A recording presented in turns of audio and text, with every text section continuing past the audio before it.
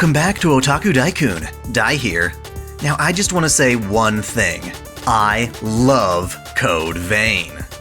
I've played a bit of Bloodborne. I've played a bit of Sekiro. And with all the constant praise the Dark Souls series gets, I've stayed away for one reason. I don't like the characters. I don't want to play some generic, fully armored knight. I don't want to play some grisly samurai. It's fun to slay truly ferocious foes, but I don't just want to fight. I want a damn good reason to fight, endearing companions to journey with and protect, and a general sense of style that indicates the world isn't all doom and gloom. If only Dark Souls could take a lesson from a much more anime experience, like, say, God Eater. Well, that is exactly what Code Vein is. Practically too much. Yes, ignore all the woke or Western-biased games journalists out there trying to diffuse the absolute rush that is Code Vein. For us anime fans, Code Vein is a must-play title, with a rich lore that takes a little genuine thought to fully appreciate.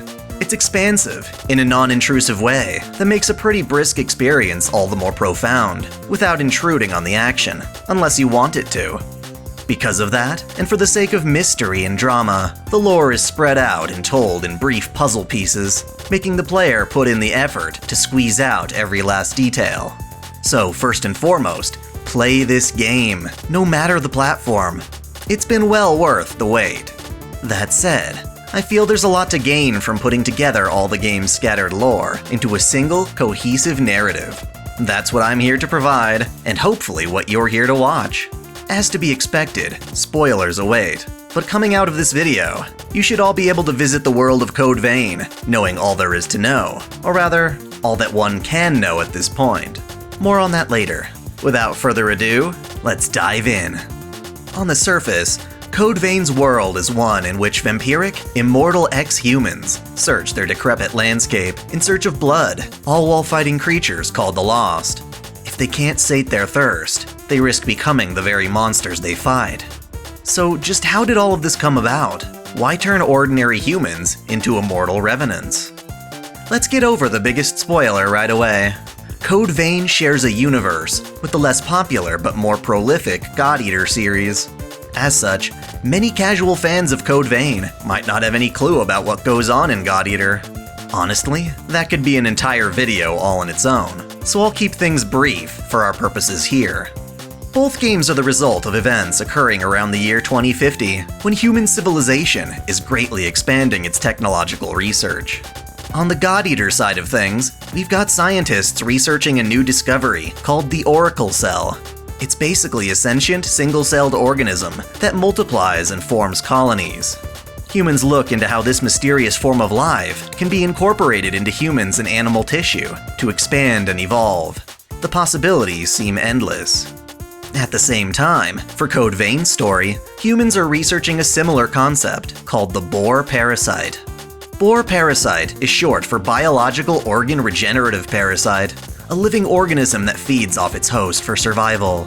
The parasites attach themselves to the heart of a creature that has lost vital function and sends their own blood into the host, allowing it to regulate and control organs, including the brain. When a fatal injury is detected in the host, the parasite controls the host cells to split up into a cloud and rebuild themselves. Infusing the parasite into a host's heart effectively allows them to regenerate infinitely, so long as their heart remains intact. It even works to revive already dead corpses. For the sake of medicine, human researchers experiment with the boar parasite's regenerative properties. We know of two main researchers involved with boar parasites, Karen and Aurora. The two of them, along with the rest of their team, hope to rescue humanity from the tragedy of death. During this time, Karen's brother, Louis, frequently visits her in the lab. Despite their valiant intentions, they find their test subjects quickly being overtaken by the parasites. The hosts live, but do so only after their bodies twist and deform into monstrous fiends. Victims lose their autonomy, becoming like zombies out to satisfy one craving: blood. Yup, the boar parasite craves blood, and if it isn't fed, it goes into starvation mode, stimulating the host's central nervous system. If unsated, the parasite completely takes over its host's body, a process called frenzying. In short, Gaining the regenerative powers of the boar parasite also means accepting bloodthirst, an instinctive craving for blood. Hosts implanted with the parasite are referred to as revenants, a kind of superhuman, and remain as such so long as they continue to sate their bloodthirst. Those who fail in this frenzy and are distorted into ravenous beasts called the Lost. Because this brings on such a heavy burden, boar parasite research stagnates until one nightmarish day. Back to the God-Eater side of things, research into the Oracle Cell leads to an unfortunate happening. The cells begin to combine to form hive mind creatures that adapt to their surroundings by assimilating with what they devour. These monsters, later called Aragami, begin their assault on the Earth through a destructive catastrophe known as the Great Collapse. Spikes, called Thorns of Judgment, spring up from the Earth like the teeth of a hungry maw, devastating major parts of every city and killing off nearly half of the planet's population. The Aragami begin to ravage and consume humans, making a precedent for military defense. At the time, however, the Aragami have yet to be named, instead being referred to solely as horrors. The horrors have yet to be too prolific, meaning that for the story of Code Vein, the bigger precedent is all the dead people resulting from the Great Collapse. This pressures researchers working on the boar parasite into shifting their focus from medical use to the creation of immortal super soldiers. The resulting first-generation revenants are able to keep the horrors at bay, but naturally begin to succumb to frenzy and turn to Lost. For these revenants to be of any value, the drawbacks of bloodthirst must be removed, causing researchers to form Project Queen. Essentially, Project Queen is an endeavor to create a special boar parasite that is fed the blood of every known creature the research team can gather. As it turns out though, certain revenants are more compatible with the parasite than others, and for one as unique as this, a highly compatible subject is needed. After a long search for an appropriate host, they discover a young woman named Cruz Silva. Her father, Gregorio Silva, opposes the idea of his own daughter being experimented on, but Cruz, wanting to save humanity, volunteers. Implanting the special boar parasite works, almost too well, granting Cruz exceptional inhuman powers akin to magic. Boar parasite research skyrockets, but at the cost of Cruz's sanity. The experiments cause her terrible pain, and before long, she begins to realize that she's effectively staving off an all-powerful monster that's trying to take control of her. Louis happens to be Cruz's schoolmate, and he visits her frequently during these experiments. She begs him to destroy her, knowing she'll frenzy, but Louis is unable to gather the courage to do so. He puts too much faith in the project, and Cruz hits her breaking point. The next time Louis visits the lab, he finds that Cruz is frenzied, embarking on a bloody rampage as an omnipotent super Lost. Given that she is the failed result of Project Queen, she is named as such. So, in the majority of the world, humanity is fighting the Aragami seen in God-Eater, while a certain part of the planet is focused on fighting the Queen, as seen in Code Vein. Gregorio Silva is an honest soldier hoping to protect humanity. When his daughter frenzies, he is killed in the ensuing chaos. Researchers turn him into a revenant as quickly as they can. He awakens as the first of a new generation of revenants, not only being immortal, but also bearing similar gifts to the Queen, such as enchanted strength and limited control of the elements. For the sake of humanity, he casts aside his personal feelings toward Cruz and sets out to eliminate her. As part of Operation Queenslayer, he establishes a provisional government in the area and amasses an army of newly born revenants to fight back. The provisional government complex becomes a thriving area of hope built around the former research center of the boar parasite. In the wake of the Great Collapse, the Earth begins to change. Revenants sate their thirst by drinking the blood of humans, and the provisional government streamlines this process in a civil manner by collecting blood donations and distributing them among the fighting soldiers. That said, soldiers still wind up frenzying, turning into the Lost when that blood cannot be procured. As more and more Lost begin to pollute the land, they give off particles that form a toxic miasma. Revenants who breathe this miasma have an accelerated bloodthirst and often frenzy, causing a snowball effect in the spread of the lost, perpetuating a cycle of sorrow. To combat the miasma, Revenants invent purifier masks that filter the miasma and neutralize it with the wearer's own blood. To avoid frenzying on the battlefield, blood veils are invented. They are specially developed equipment that allow Revenants to efficiently drain the blood of their opponents. The veil absorbs a foe's blood and purifies it, improving the wearer's defensive qualities. Even with this tech, Revenants are still vulnerable if their masks are damaged or removed. The only real way to prevent this is to purify the miasma in the air itself.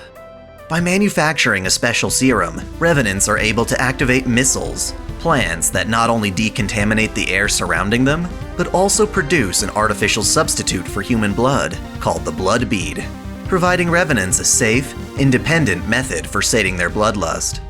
With all of these tools, the Revenants finally stand a fighting chance. The Queen, the Revenants, the Lost, all of them are still capable of dying despite their regenerative abilities. Since the boar parasites are centralized in the heart, destroying one's heart will cause the cellular bonds throughout the body to dissolve, turning the host's body to ash. Most of the time, however, when a Revenant is fatally injured, they simply disperse and regenerate. While this makes them powerful soldiers, it too comes at a cost. When Revenants are first revived by the boar parasite or suffer a major dispersal, they incur memory loss. Revenants don't necessarily realize this, but with every time they fail and revive in battle, they unknowingly lose important memories. Over time, these Revenants can often lose sight of just why they're fighting and struggling to survive in the first place. The precise details of events like the Great Collapse, the Horrors, and Project Queen become foggier with every battle. At this point, fighting the Queen is just a way of life. Thankfully, lost memories are not gone forever. When Revenants disperse or turn to ash, their memories crystallize into fragments called vestiges. For most, however, encountering a vestige is dangerous. Revenants are drawn to the voices vestiges produce, and instinctively reach out to them, even though touching a vestige can overwhelm them and cause immediate frenzy. This is where you, the game's protagonist, come in. You're a Revenant fighting as part of Sylva's army. You're around the front lines when the Queen is backed into a corner. You partner up with a fellow Revenant, Jack Rutherford, and push through to confront the Queen head-on. During the fight, your mask is knocked off, putting you on the verge of frenzy. Jack and Sylva manage to subdue the Queen long enough for you to land a final killing blow, using your blood veil to pierce the Queen's heart and absorb her blood. While it seems you've successfully saved the day, it won't be long till you become one of the lost. Hoping to spare you the pain of transformation, Jack proceeds to shoot you through the heart, causing you to fall backwards down a split in the earth. Ding dong, the Queen is dead, right? Not quite. Being superior to all Revenants and Lost, the Queen's heart can't be destroyed. Left unchecked, she will regenerate infinitely. Still, while you didn't technically kill the Queen, you bought the provisional government time. They decide that, while the Queen cannot be killed, her powers can be sealed away. As a last resort, the government divides up parts of the Queen's body into powerful orbs called relics, and implants them into select Revenants who prove to be compatible. These Revenants inherit parts of the Queen's powers, but their main mission is to effectively stave off their influence for, well, forever. Inheritors of the relics are called successors, and to better contain their relics' influence, they condemn themselves to crypts. Essentially, the successors use the Thorns of Judgment to construct sanctuaries where they, ideally, can sleep for eternity. Harsh. Now, the Queen was evil and destructive because the boar parasite took over Cruz's body, but it's not like Cruz herself wanted to cause such destruction. When you defeated her, she left behind a vestige containing memories of her regrets and wishes. Cruz wants to apologize to the world for failing to contain the Queen, and from her regrets, her vestige gives birth to identical beings tasked with finding the successors and protecting them. These are the Attendants, and their existence is probably even sadder than the successors. They're led by a basic instinct to comfort and support their successors, but lack much will of their own, such that their own successors pity them. Most of the attendants remain in solace, standing guard outside their successors' crypts, fending off any would-be intruders, but are ultimately unable to do much to help the successors as they struggle with frenzy. Other attendants don't even make it to their successors, being killed by the lost along the way. Perhaps the most important of the successors winds up being Gregorio Silva himself. He looks at the sorry state of the world, with horrors ravaging distant lands, and his domain overrun by the lost. When he inherits his relic, he uses its power to quarantine the spread of the lost, trapping everyone within a red mist that separates Code Vein's world from the rest of the planet. Those who approach the mist are overcome by intense pain and dread, rendered incapable of passing through. It keeps the origami out and holds the lost, revenants, and surviving humans inside. The region encompassed within the red mist becomes known as the Jail of the Mists. Karen and Aurora want to take responsibility for their involvement in boar parasite research and volunteer to be successors. Karen uses her relic's power to create blood springs. She remains at their source, and from her grows a vast network of plants that spread throughout the Jail of the Mists, dotting the landscape with blood springs that produce ample blood beads. Her sacrifice brings the technology of the missiles to the entire jail. Aurora builds her crypt, the Cathedral of the Sacred Blood, around the source of the blood springs, as a labyrinth to keep out intruders. Seems good, yeah? The threat posed by boar parasites is being contained by Silva, and the revenants trapped inside are provided with blood beads to stave off their bloodthirst. Of course, it's never that simple. Maintaining the red mist requires tremendous energy on Silva's part, and doing so pushes him ever closer to frenzy. To provide him enough blood to keep it up, his provisional government forms Cerberus, a unit of revenants in charge of procuring blood beads for him. Out of necessity, they implement a levy system, taxing other revenants of their blood beads for Silva's sake. This is sustainable at first, but as the years pass, the miasma grows thicker, and the blood springs begin to dry out. Blood beads become scarce, and revenants find themselves resorting to abducting humans and drinking their blood. Furthermore, not all existing revenants participated in Operation Queenslayer. Many humans whom the provisional government tried to revive with boar parasites took several years to awaken as revenants. This third generation is born to the Jail of the Mists, naively unaware of the Queen, the successors, or the outside world. Many do not understand that the levy system is meant for their protection, and instead call for liberation from what they see as the oppressive provisional government. As for the other revenants, well, they continue fighting the lost in futility, losing their memories, scattering them as vestiges hidden among the ever-growing miasma. Louis, one of these revenants, wants to bring salvation to both humans and revenants, teaming up with Yakumo, Koko, Murasame, and Davis in order to seek out blood springs and trace them back to their source. They set up their home base in an abandoned, run-down cathedral that Yakumo remodels to make pretty chill. It even has its own hot spring. Despite these efforts, Louis is discovering that, because of the expanding miasma, the number of places he can explore are dwindling. This is pretty much how things are when the game first introduces you. About that, just what exactly happened to you?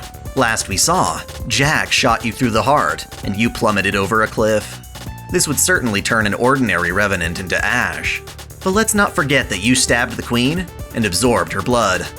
By doing this, you effectively inherited a portion of her powers.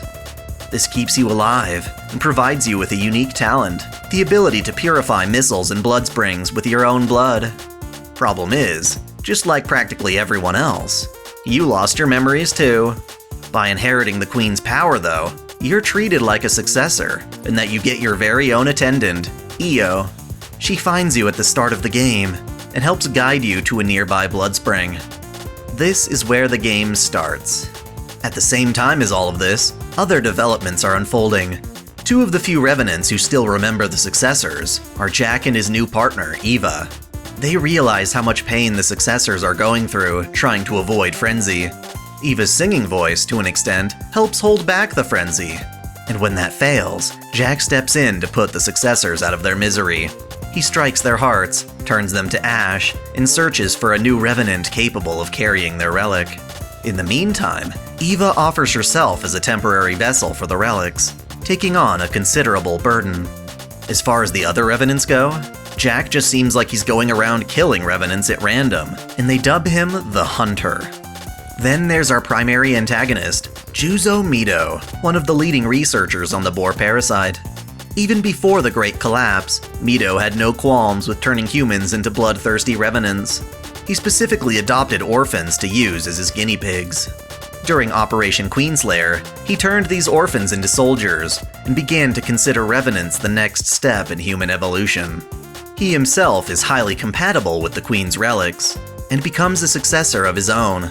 While folks like Silva and Jack assume he's resting in his crypt, Mito is covertly sneaking to a concealed-off section where he experiments on both the orphans and his own body to create even stronger revenants, sacrificing his human form to unlock incredible physical capabilities. He discovers how a person's tempered will plays a critical role in maintaining control over the relics. Silva and Mito are two of the only revenants out there who still remember that outside the Jail of the Mists lies a land threatened by Aragami. Mito believes he can make use of the Aragami as further research to evolve humans even higher, but can't do anything about it because the mist keeps them separated. Thus, his secret goal is to force Gregorio Silva to frenzy, thereby shutting down the red mists and freeing the revenants. The rest is history. You and Io are taken captive by vagrant revenants, who force you to search the ruined city underground for blood beads. You're accompanied by a revenant named Oliver, but his luck runs out when a Lost smacks off his purifier mask. He frenzies, turning into a powerful Lost who kills your captors. When you fight him, you are joined by Louis and manage to turn Oliver to ash. Leo tells you and Io to stay away from Oliver's vestige, but you are nonetheless compelled and grasp hold of it. While this causes harm to normal revenants, the Queen's power inside you helps to restore the vestige and experience Oliver's memory. A white light engulfs the party and takes you to a memory echo, a mysterious place where a revenant's memories replay. When Louis sees this, as well as confirms your ability to purify blood springs, he takes you and Io back to his home base, requesting your help in searching for the source of the springs. You accept, making new friends along the way. Throughout your travels, you continue to find more vestiges, and replaying their memories reveals a lot about what your party went through between the Great Collapse and now. That said, I want to tell you the backstories of each of these characters, starting with Louis. Like I said before, Louis is Karen's sister, and used to frequent the lab during Project Queen. Since Cruz was unable to attend class during experiments, Louis filled her in on all the details. Louis gave her courage to endure, but didn't have the will to euthanize her when she begged him to. Even after forgetting these memories and becoming a revenant, Louis acted on a base desire to help both humans and revenants by researching the blood beads. He is kind and generous. In the aftermath of Operation Queenslayer, Louis tried to run away from his guild by thrusting himself into combat against the Lost.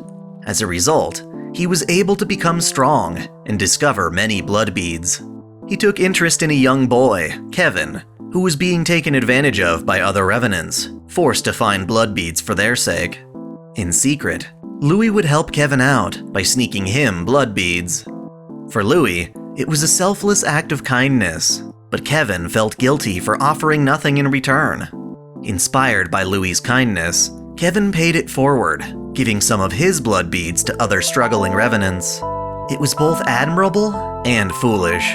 In time, word spread about Kevin's charity, and more greedy revenants came to steal his stash. Without the strength to defend himself, Kevin was attacked and turned to ash. When Louis came across the aftermath, he once again blamed himself for what had happened. It isn't until you restore all of Louis and Kevin's vestiges that Louis is able to understand what Kevin felt and why he made his decision. Then there's Yakumo Shinonome. He had grown up with some valuable friends, namely Riki, Miguel, and Emily Sue. They were orphans, whom Mito had taken in and raised to be his own personal mercenaries. When the Great Collapse hit and the horrors attacked, Yakumo and his pals were forced to serve as Mito's bodyguards. Mito abused them and made them his test subjects. To keep their morale, Yakumo would always cheer the group up by making rice balls for everyone. Ever since they were children, Yakumo and Riki would bicker and disagree with each other. As adults, this inflated into arguments on strategy. Whenever Riki would suggest abandoning his comrades and escaping, Yakumo talked him out of it. Despite their feuding, they were still great friends, with Riki looking up to Yakumo and his bravery. Still, during the origami assault, Riki split off from the group with a team of his own. Separated, both Riki and Yakumo's parties are mauled to death by the horrors. Mito gathered their corpses and turned them all into revenants. Many didn't survive the process, but definitely Miguel, Riki, and Emily were revived. Yakumo, however, took a long time to awaken from the procedure. While they waited for Yakumo to wake up, Mito forced them to comply with even more gruesome experiments, under threat of pulling the plug on those still asleep. They worked like slaves for Mito, all the way through Operation Queenslayer, and their efforts were paid in betrayal. Mito demanded that all his research subjects be sacrificed to create successors. To save everyone, Emily stood up to Mito and offered herself as a vessel. Intrigued, Mito spared the others and began turning Emily into the successor of the Claw. Riki and the others waited for a moment when Mito's guard was down and took the chance to escape when the Lost breached the facility walls. Not wanting to repeat the same mistake he made as a human, Riki took the sleeping Yakumo with him during the escape, disguising his kindness as an excuse to punch Yakumo when he woke up. In the end, while he managed to save his friend, Riki turned to ash in the ensuing fight against the Lost. Meanwhile, Mito completed his work, turning Emily into a successor, and was impressed by her iron will.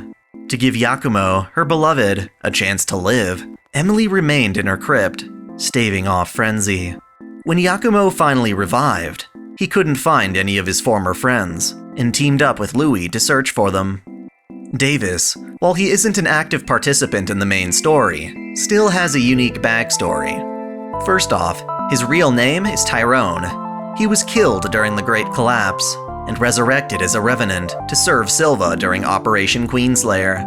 While he lost plenty of memories in the process, including his own name, he simply couldn't forget his fiancée, Jessica, who he was separated from. Thus, even as he served the provisional government, he was consumed by the prospect of reuniting with her. After the Queen was defeated, Davis's partner, Naomi, assisted him in the search for Jessica, but found herself falling for him. Even after Davis had forgotten about Jessica and given up on the search, Naomi continued. Eventually, she found Jessica still alive, after years of being treated like human livestock to desperate revenants. This whole time, Jessica had been looking for her fiancé named Tyrone. Doing the right thing, Naomi rescued Jessica and put her in a human shelter, but when it came time to tell Davis, she held her tongue. Naomi feared that if Davis went to Jessica, he'd cease to be the man she loved, and so she never got the courage to tell him. Davis only learns of this when you go to the depths and find his and Naomi's vestiges. In the end, Davis decides not to meet his long-lost fiancée, thinking it would be better to keep humans and revenants apart. Seems pretty dumb if you ask me, but it's not my choice. Our perky and enthusiastic weaponsmith, Rin Murasame, used to participate in combat. During Operation Queenslayer, she signed up for recruitment and aced all the physical exams due to her training in gymnastics. As a revenant, fighting was the only way she knew to drown out the despair of those around her. She set records eliminating the Lost and earned the nickname Yaksha, a kind of ferocious Japanese Oni. Despite her young age, Murasame was promoted to take charge of a group of elite veterans. To ensure her squad respected her as captain, she acted strict towards them. She eventually assumed her squad hated her. Nevertheless, they fought in the final push against the Queen, but found themselves surrounded by the Lost. Under intense pressure, Murasame froze up. Due to her lost memories, she believed she had fled from battle on her own, leaving her squad to die. Ever since, she'd given up a life of combat, and instead dedicated herself to creating and repairing anti-Lost weaponry. In truth, however, Murasame's squad knocked her out during the fight and lost their lives rescuing her from the battlefield. Rather than hating her, they had come to care deeply for her and were willing to be insubordinate for her sake. Murasame finds this out thanks to your efforts restoring vestiges, and rather than being pissed at her squad for underestimating her, she accepts their sacrifice as a great kindness. Koko, despite her tough visage, is surprisingly kind. Under the guise of tough love and strict bargaining, she managed to help revenants out by providing free information and sneakily putting odds against herself in negotiations. For instance, she offered Kevin a job to gather blood beads, but conveniently disappeared so that Kevin could take them all for himself. She was helping him help himself. She was the one who gathered intel for Naomi and looked the other way when she couldn't reimburse. It's likely this kindness stems from the fact that she had a son who was very frail back before the Great Collapse. During this time, Koko was a struggling single mother who resorted to illegal activities to provide for her son. Ultimately, though, she was deemed unfit to raise a child, and her son was taken from her. Her son died of disease in the hospital, and Koko only found out via mail. Because of this, she is sympathetic to the destitute, doing whatever she can to support people. That's your starting crew at home base. You work alongside Louie and your newfound friends, purifying blood springs and exterminating the lost, until eventually meeting up with another companion, Mia Karnstein. While she attacks you at first, it's only because she's trying to protect her little brother, Nicola, who is on the verge of frenzy. What she doesn't realize, however, is that Nicola is one of the successors. Back when the two were still human, Mia would often stand up for Nicola against bullies, and in return, Nicola yearned to get stronger so he could protect her. He wanted to be a knight, and practiced sparring against Mia with sticks. The two of them died during the Great Collapse, and were later revived as revenants after Operation Queenslayer had ended. Of the two, Nicola woke up quickly, with no idea how long his sister would stay sleeping. Tests showed that Nicola was compatible to become a successor, and he insisted on taking the chance to make the world a better place for Mia to wake up to. Jack assisted Nicola through this process and brought him to the Ridge of Frozen Souls, where his crypt would be. While Nicola was doing this for Mia's sake, he worried that she would be lonely if he wasn't around when she woke up. To solve this, he used his power as a successor to make a copy of himself. This copy remained by Mia's side after she woke up. Even so, the Jail of the Mists was still a land of chaos, filled with the lost and other revenants fighting over rare blood beads. At first, the only way Mia and Nicola could survive was by stealing blood beads from others. But this lifestyle would only last so long. Mia started showing signs of frenzy, and out of desperation, she tried to rob blood beads from a woman named Carmilla. Instead, Carmilla offered them a place in her home and ordered them to work for her. She treated them harshly, always putting on a selfish attitude, teaching them to look out for themselves and to trust no one. Over time, Mia thought that Carmilla was taking advantage of them, but in truth, Carmilla thought it was destiny that they met. Carmilla's family, her own children, were killed in the Great Collapse, and only she was revived as a revenant. She'd always wondered what the point of living was when she'd already lost everything dear to her. It wasn't until Mia and Nicola arrived that she found her purpose. During their time together, Carmilla gathered a stockpile of blood beads and trained Mia and Nicola how to survive in their unforgiving environment.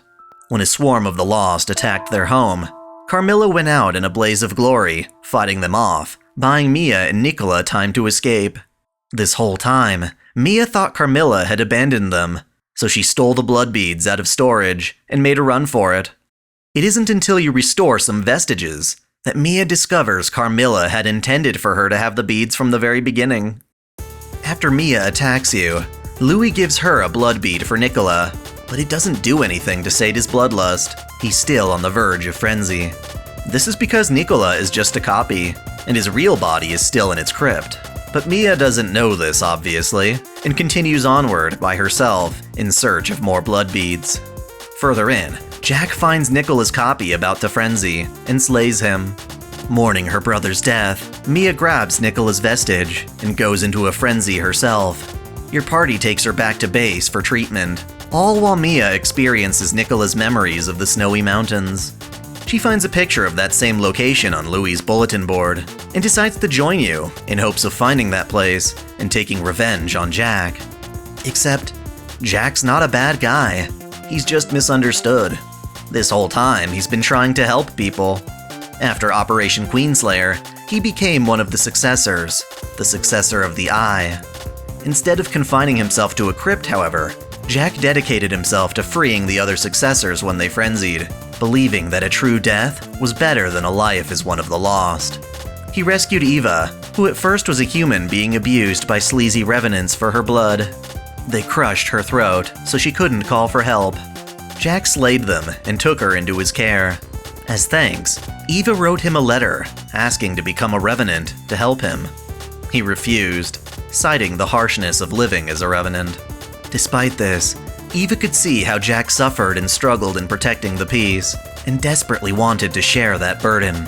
Even more so, she wanted to thank him for saving her with her own voice. Thus, she became a successor, with her powers manifesting when she sings, temporarily soothing one's bloodthirst. As I mentioned earlier, she went around with Jack, holding on to multiple relics without frenzying. This was the best method they could come up with to keep the Queen's relics at bay. The power to awaken vestiges and blood springs was thought to be lost. Well, you prove them wrong. Your search for the source leads you to the cathedral, where Aurora guards Karen. Over the years, she had taken on the form of a wolf, and has long since lost her humanity. After you defeat her, you have a chance to use your blood to stabilize Aurora's relic. In one final memory, Aurora reveals the truth of the Queen's defeat and the successors keeping her separated. Content with the work she's done, Aurora turns to stone. That is, until you step in and return all of her lost memories. Aurora's humanity is restored, and though she still remains in the form of a wolf, she returns to her job as successor with vigor.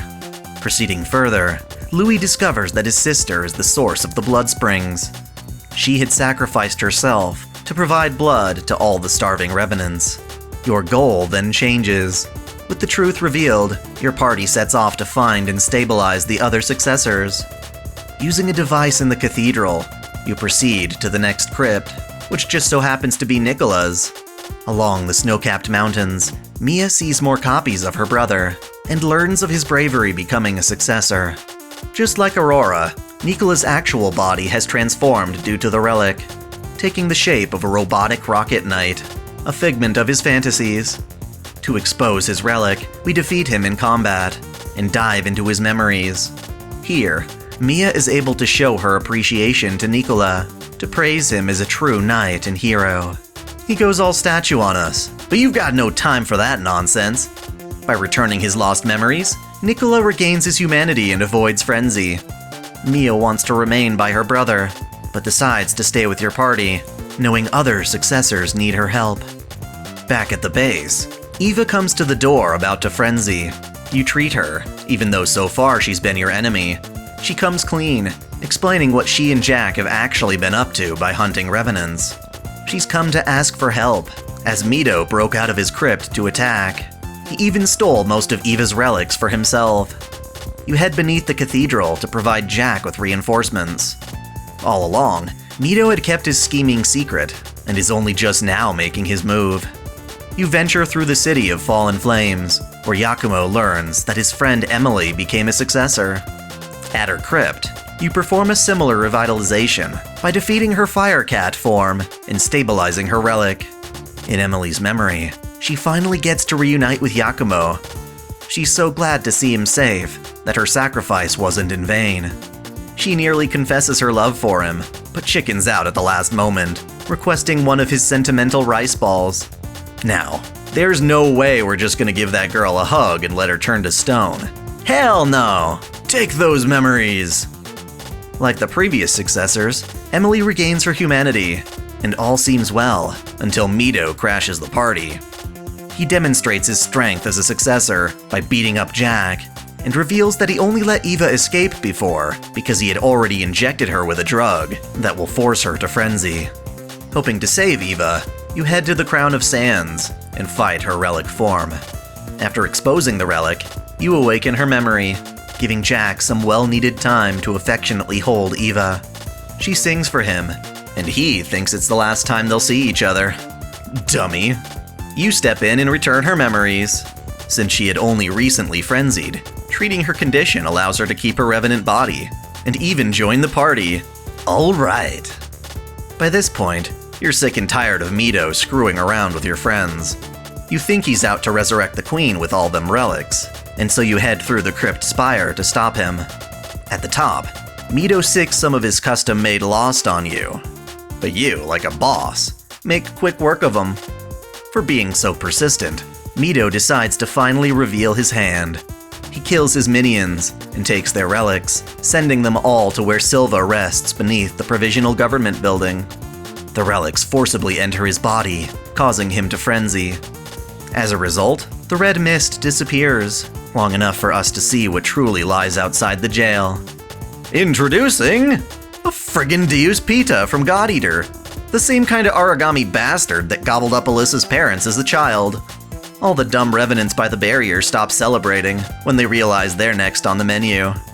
Mito insists that by researching these horrors, he can make humanity even stronger, ascending them to a new stage of evolution. His power erection goes flaccid when Silva regains control of himself, restoring the red mist. In a bit of post-nut clarity, he tries to fight us and loses. So long and thanks for all the bullshit. Silva can only maintain the red mist for so long until he goes into full frenzy, so your party racks their brains thinking of how to solve this conundrum. The only feasible solution they can think of is to make you the next Silva by inheriting his relic, sitting on the throne, and holding up the red mist in his place. You're willing to take on this burden, but let's not get too crazy now. We can't forget about Io. This whole time, she's been by your side as an attendant, but by fighting with you and watching you grow, experiencing all sorts of memories through vestiges, she begins to question her role. She wants to truly help others, not just blindly console them as they lose their humanity.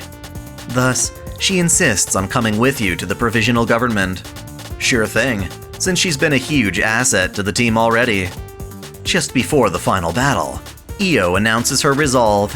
She refuses to blindly follow her instinctive mission and asserts that she needs to act on her own free will if she truly wants to set things right.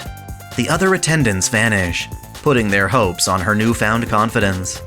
At the bottom of the provisional government, you face off against Silva, who's honestly a lot smaller than he looked in the previous cutscene.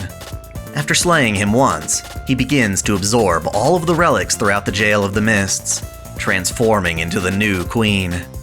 Gotta say, I think Cruz pulled it off better. Anyway, you fight his final form, which can totally mess you up with Gate of Babylon-style blade attacks.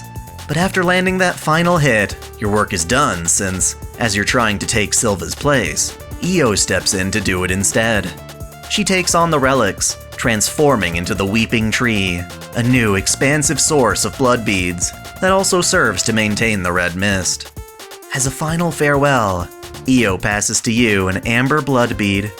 When Silva absorbed all the relics, the surviving successors reverted back to their original forms, allowing everyone to have a reunion party at home base. Everyone, except Io, I'll miss you. You take her sentiments to heart, her desire to prevent human suffering, and set out with that amber blood bead to open a small hole in the red mist. That's right, you're about to venture into the world outside, which we can only assume is the world at some point in the God Eater timeline. Before you're able to sneak away though, Louis, Yakumo, Mia, and Murasame show up to join you. Your bonds are inseparable, and you travel together to a new world. Seriously though, is that sequel baiting us? Will God Eaters and Revenants ever join forces? Only time will tell. The game has two other endings, arguably less pleasant than the one I described. In one, you try to take on all the vestiges on your own, but immediately frenzy and become the queen, only for Louis to stab you and take your place. Everyone's sad, and Io fades away. In the second, you successfully take Silva's place and sit on the throne, with Io turning to stone right beside you. These definitely aren't the true ending, though. Which leaves us with the fun part, theorizing. Until more official details are confirmed, we fans are left replaying the game on harder difficulties, exploiting stronger builds, and testing our brains to figure out what's in store for the franchise. So long as they can keep up the same gorgeous anime aesthetic and the same stunning apparel as Code Vein, I'll stick around for the ride. Seriously, if this isn't female empowerment, I don't know what is. Go ahead and try me. Thanks for watching. If you enjoy this channel, help me beat the algorithm by liking, commenting, and sharing the video, subscribing to Otaku Daikun, and most of all, smashing that notification bell as if it were your waifu. That way you'll never miss out on all of my anime content, lore videos, live streams, and Holy Waifu Wars polls. My vids are struggling to get featured, so that bell is absolutely critical. If you want to support me directly, check out my Patreon, or consider donating via Super Chat. And as always, celebrate your fandom.